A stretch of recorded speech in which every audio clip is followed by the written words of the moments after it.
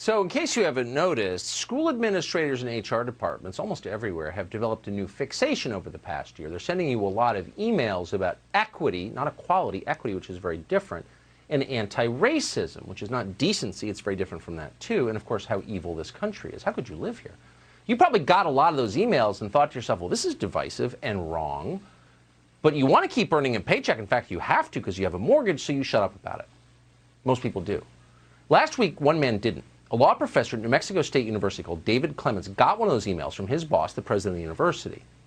According to the university's president, those BLM and Antifa riots you saw all last year, the ones that leveled our cities, are not a big deal. But the MAGA insurrection at the Capitol was a crisis of historic proportions. So to his credit, Professor Clements did not delete that email. He didn't ignore it. He decided to speak up for everyone else who was too afraid to speak. But what happened this past Wednesday is not being categorized as a riot with an angry people that have every right to be angry. It's being called insurrection. They're being called an angry mob, demagogues. So first of all, I'm offended that this is the email that you're going to send to faculty when you've been largely silent as cities have burned. People have lost their businesses, homes. So Professor Clements is not a demagogue. He's not even especially political. He says in the video, actually, he didn't even vote for Trump in 2016. He thought of himself as a never-Trumper. But a lot changed over 4 years, including his mind, and he did vote for Trump in 2020. But whatever. It doesn't matter who he voted for. He was saying obvious truths that most people can't say. So we wanted to talk to him, and a moment ago we just did. You know what's going to happen when you talk like this in public, when you express yourself as you would have, say, even 5 years ago, but you did it anyway. Why? Well, in part because it appears that the university is under a spell of Marxism.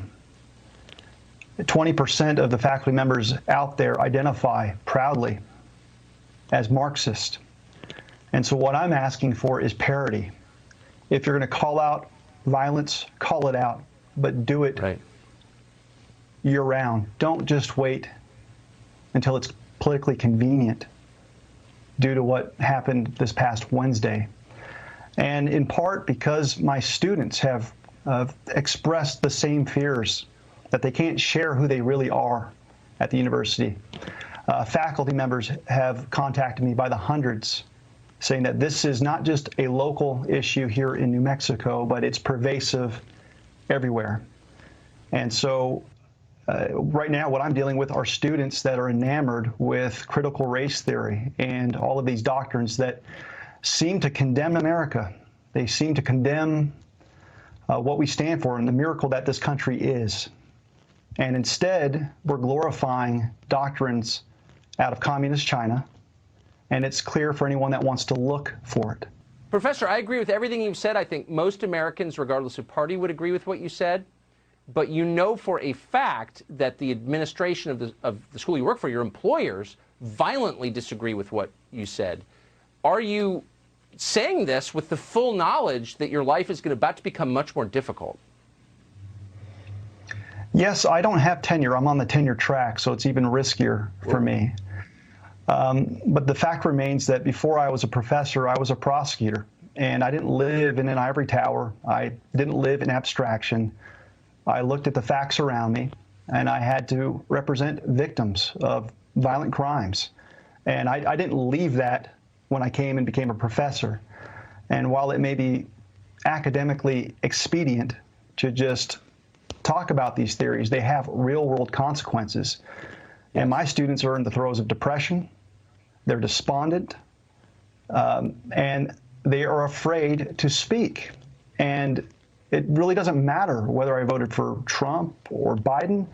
I'm not going to treat my students differently based on who they voted for, but they need to know when they get into my classroom, they're going to be treated fairly. They're going to be taught to think critically.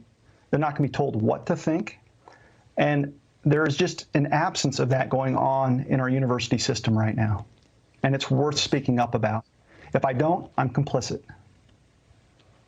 Man, you are brave. I mean, you are calm, and you're reasonable, and you're articulate. They have to pull you off the stage. They absolutely have to.